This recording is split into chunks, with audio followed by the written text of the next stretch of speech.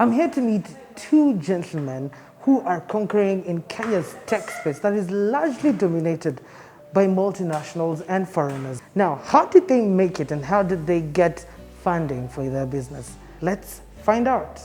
This is Founders Connect Africa.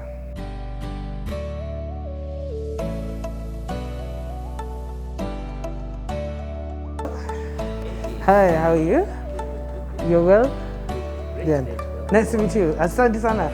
This place looks very nice. Yeah?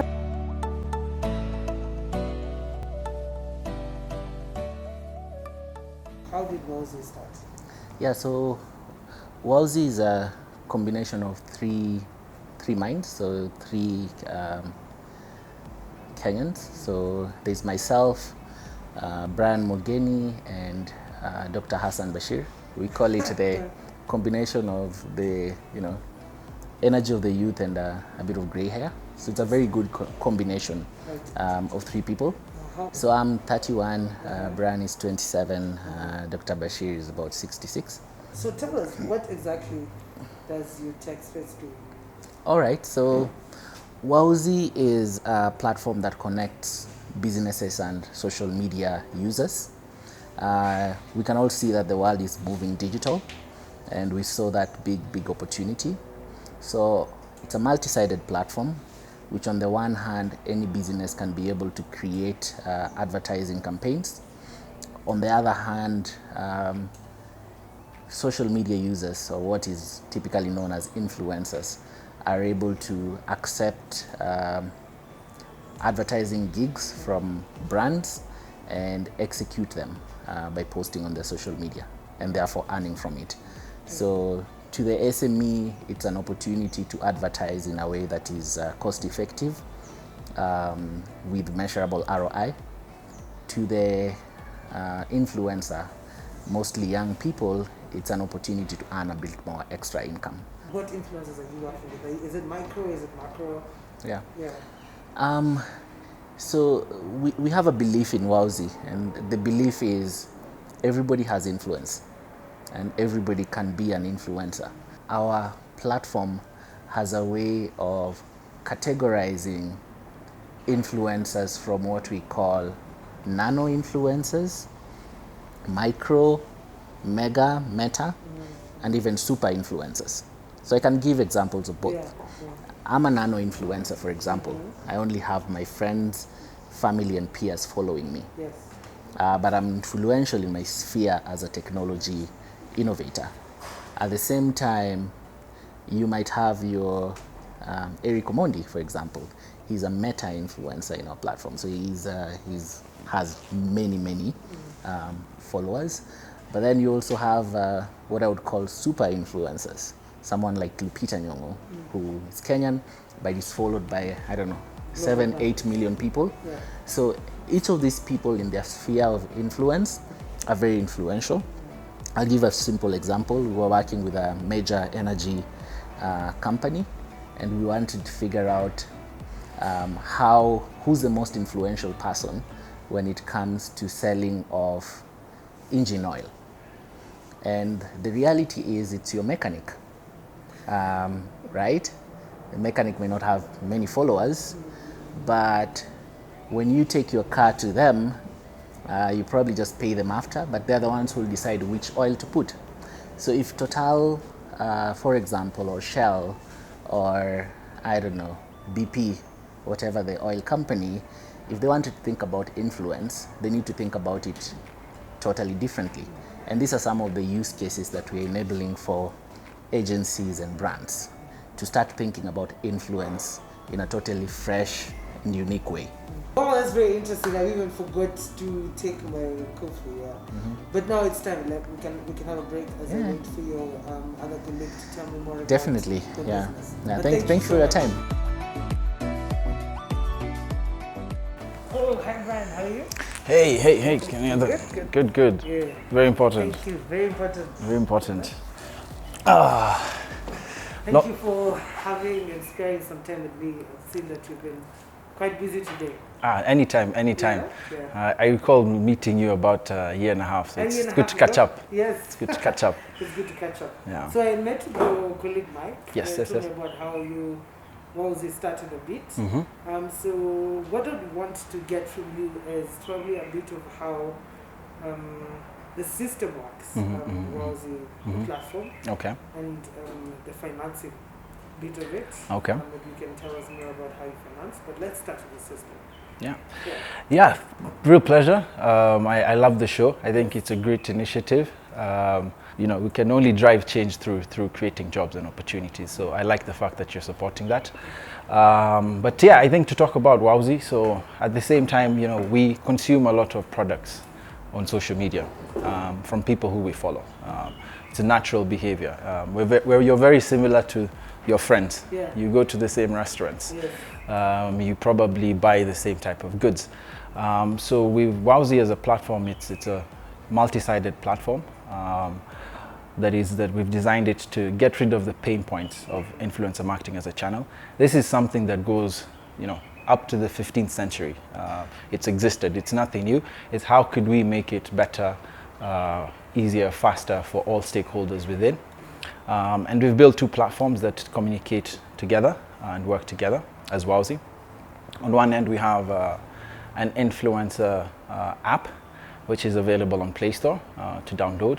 And on the other side, we have a web application where any agency, any business can go and create a campaign, something that used to take 3 months, sometimes 3 weeks.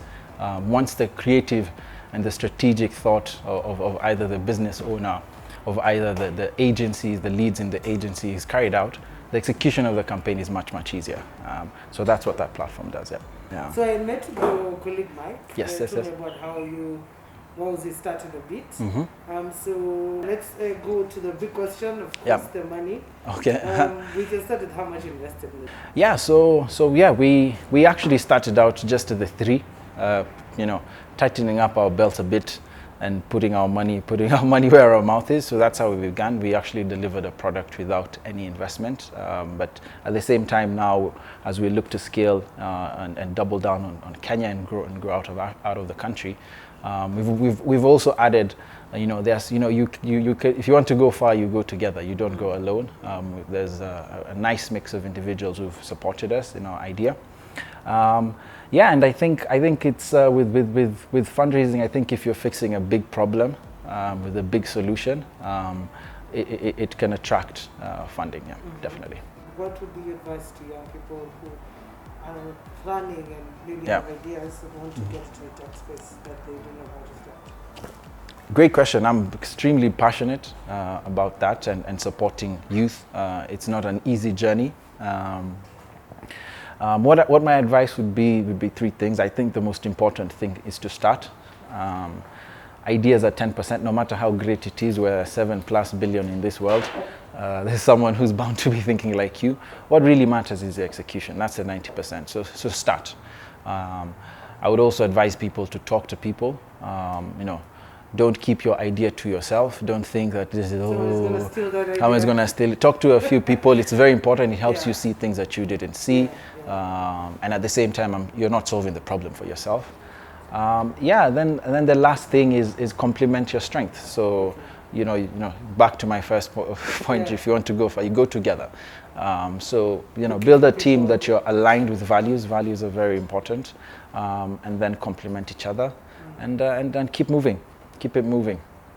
How is and why is that there's so many foreigners in the tech space? Is it that Kenyans and high net worth individuals don't believe in the tech space so much? Mm-hmm. We don't see a lot of adverts on the tech space. We see a lot of people selling land, Tell me. Every morning. Everybody are being sold land somewhere. Okay. I think it's something that is, but it's not what is, if I can put it like that. The reasons why we might see that is at the same time globally access to good schools, good institutions, and access to real problem sets, you know, that you can be proven so that you can actually, you know, come and deliver.